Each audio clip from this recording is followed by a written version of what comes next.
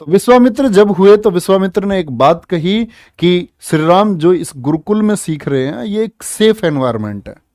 Safe environment में सीख करके आपकी जिंदगी में कोई बदलाव नहीं होगा, इनको विषम परिस्थितियों में डाल दो। विषम परिस्थितियों में कहां भेजे गए? वन भेजे गए।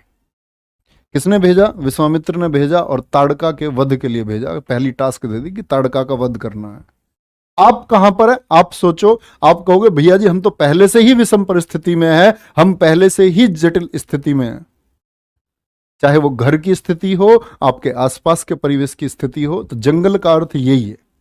पहले लोगों को जंगल में क्यों भेजा जाता था? पांडवों को जंगल में भेजा गया, इसी तरह से भगवान श्री राम को जंगल में भेजा गया। जंगल में ऐसा क्या था?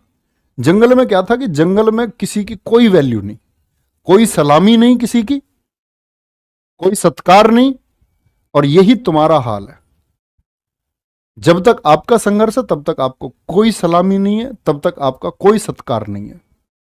तो यानी स्थितियां क्या हैं? अभी आपके लिए विषम है, तो यही आपका जंगल हुआ।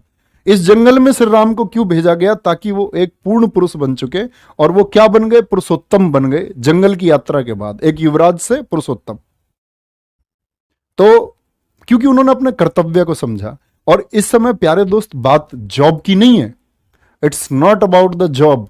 ये बात है कर्तव्य की, कि आपके परिवार में आपका क्या कर्तव्य है, और उस कर्तव्य को आप निभा पाओगे या नहीं निभा पाओगे।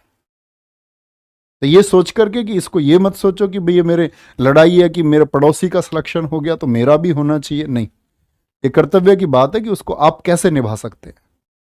तो स्थितियां आपकी भी विषम है, और इन विषम परिस्थितियों में ही प्यारे दोस्त आप लोग उभरोगे, और यहीं आप इंसान बनेंगे। यहीं आप सीखोगे, यहीं अध्ययन करो सोसाइटी का, इस समाज का, और अपनी तैयारी को बहुत अच्छे से आगे बढ़ाते रहो। Okay, bye bye, take care, जय हिंद, जय भारत।